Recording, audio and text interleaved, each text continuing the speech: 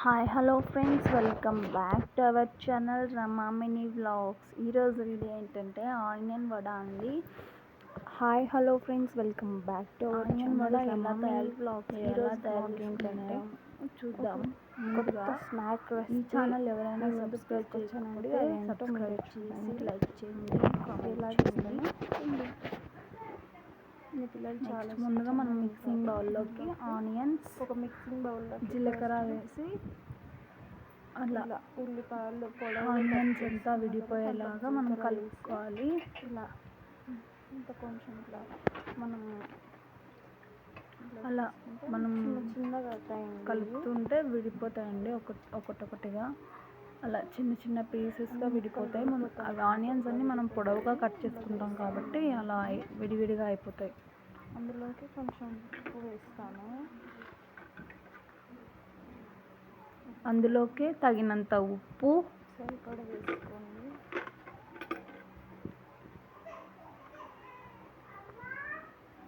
చూసుకొని వేసుకోండి ఉప్పు, ఎందుకంటే మనం ఎక్కువ వేస్తే టేస్ట్ బాగుంటుంది కదా. ఉప్పుగా ఉంటే తినేది అవ్వదు. చూసుకొని సాల్ట్ వేసుకోండి.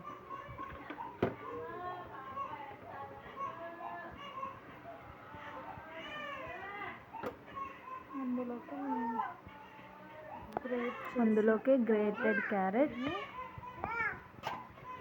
సన్నగా అండ్ చిన్నగా తరిగిన క్యాబేజ్ కొంచెం. నేనైతే అందులో 2 క్యారెట్స్ చిన్నవి తురిమి వేసానండి. వేసుకొని కలుపుకోవాలి. దీనిలో కలిసేట్టుగా అంతా కలిసేట్టుగా కలుపుకోండి మొత్తం. ఆనియన్స్లో ఆల్రెడీ వాటర్ కంటెంట్ ఉంటుంది కాబట్టి బాగా కలిసిపోతుంది అన్నమాట. మనం ఎక్కువ వాటర్ వేయాల్సిన అవసరం లేదు.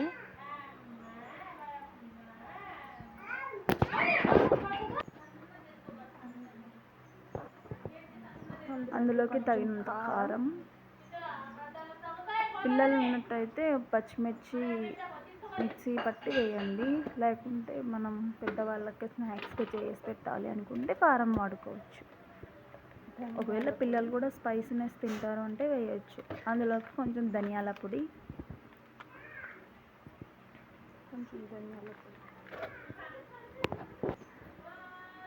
అందులోకి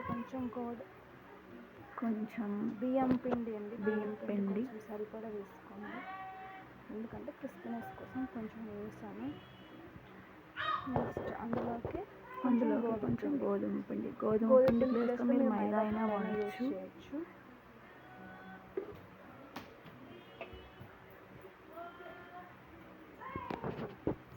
ఇందులోకి కొంచెం కొత్తిమీర, లాస్ట్గా కొంచెం కొత్తిమీర వేసి మీ దగ్గర ఉంటే కరివేపాకు కూడా వేసుకోవచ్చు. నా దగ్గర లేదు కాబట్టి నేను వేయలేదు.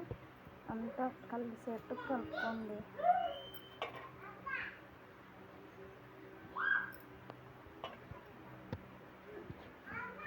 మీరు ఇలా చేసేటప్పుడు గోధుమ పిండి బియ్యం పిండి ప్లేస్లో కొంచెం శనగపిండి అయినా వాడచ్చు.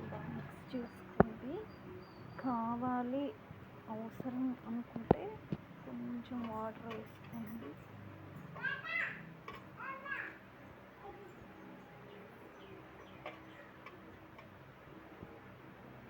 మీరు బియ్యం పిండి ఇట్లా గోధుమ పిండి ప్లేస్లో శనగపిండి కూడా యూజ్ చేయొచ్చు.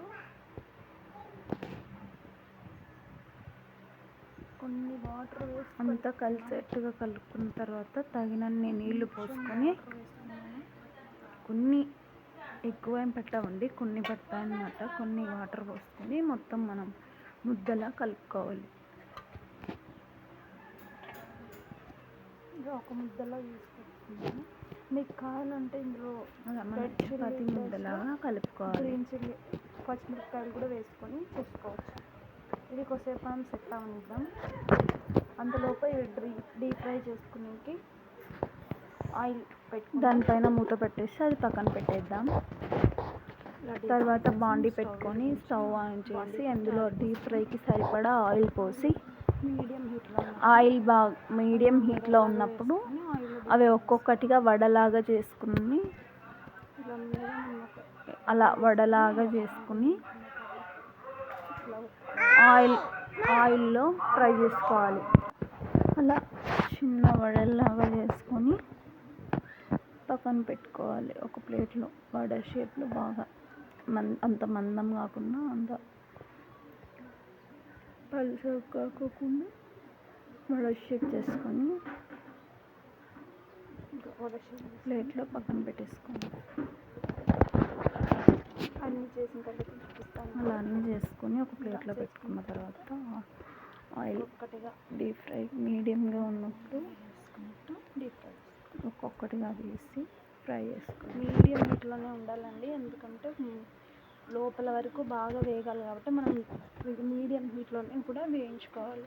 లోగా పెడితే ఆయిల్ పీల్చేస్తుంది, హైగా పెడితే పైన ఒకటే కాలుతాయి కానీ లోపల పచ్చి పచ్చిగా ఉంటాయి. అందుకే మనం మీడియంగా పెట్టుకొని అటుపక్క ఇటుపక్క 2 sides మనం వేయించుకోవాలి. ఆయిల్ లో ఫ్లేమ్లో పెడితే మనం ఆయిల్ పీల్చేస్తాయి, అలానే హై ఫ్లేమ్లో పెడితే పైన ఒకటే కాలుతాయి కానీ లోపల పచ్చిగా ఉంటాయి. అందుకే మనం మీడియం ఫ్లేమ్లో పెట్టుకొని అటుపక్క ఇటుపక్క తిప్పుకుంటూ గోల్డెన్ బ్రౌన్ కలర్ వచ్చే వరకు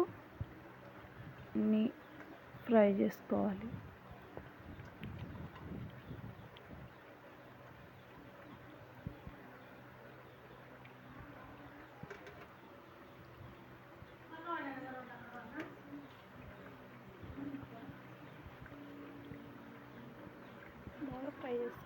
అలా ఫ్రై అయిన వాటిని ఒక ప్లేట్లో ఆయిల్ డ్రైన్ చేసి పక్కన తీసుకోవాలి. ప్లేట్లో కానీ ఆయిల్ అంతా వంపేసి తీసుకోవాలి.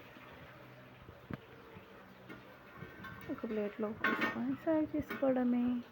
Onion vada is ready. Next same process. అలా వడలు చేసుకుని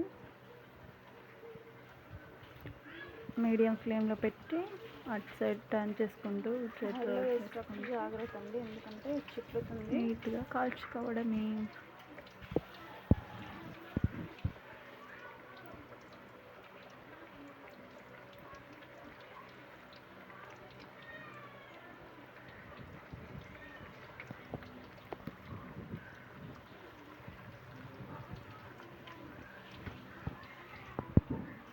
Thanks for watching.